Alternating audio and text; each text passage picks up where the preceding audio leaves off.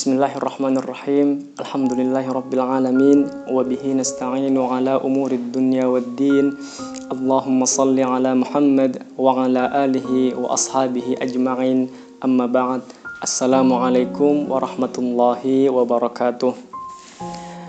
Bapak dan Ibu yang dimuliakan oleh Allah Subhanahu wa taala, pertama-tama mari kita bersyukur kepada Allah Subhanahu wa taala yang masih memberikan kita kesempatan untuk bernafas hingga hari ini dan memberikan kita kesehatan sehingga kita bisa beraktivitas dalam kehidupan kita sehari-hari.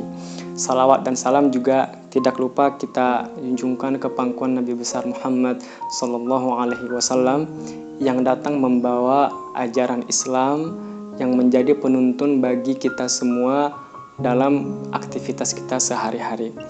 Bapak dan Ibu yang dimuliakan oleh Allah Subhanahu wa taala, kita maupun siapapun yang sebagai seorang mukmin, kita memiliki etika kepada Allah Subhanahu wa taala.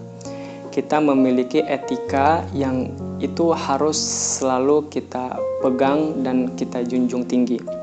Salah satu etikanya ialah tidak menjadikan Allah Subhanahu wa taala sebagai objek pemikiran. Kita tidak membicarakan Allah Subhanahu wa taala untuk kemudian kita dapat mempercayainya gitu. Kita tidak harus melihatnya dengan kedua mata kepala kita sendiri yang dengannya baru kita mempercayai adanya Allah dan melaksanakan perintah agama yang saat ini kita laksanakan. Paling tidak kami merangkum ada 4, di mana kita tidak perlu menjadikan Allah sebagai objek pemikiran.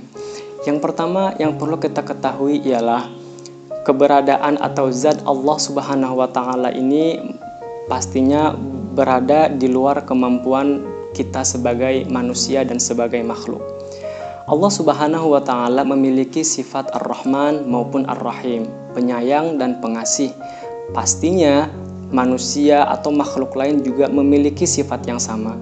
Namun kadar dan kuantitas atau hal lainnya mengenai sifat kedua ini pastinya sangat jauh berbeda. Dan kita tidak dapat mengukur bagaimana sifat kasih sayang dan maha pengasih Allah Subhanahu wa taala.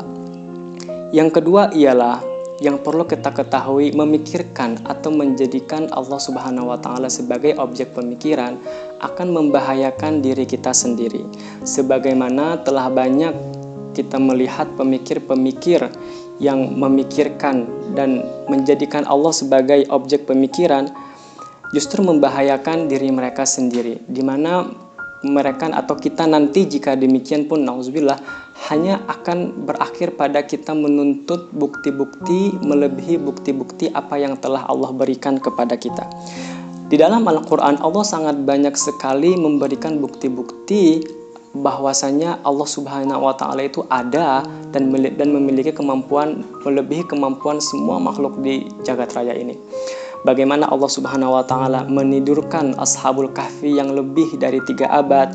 Bagaimana Rasulullah Shallallahu alaihi wasallam Isra dan Mi'raj. Beliau SAW ke surga, kemudian ke neraka.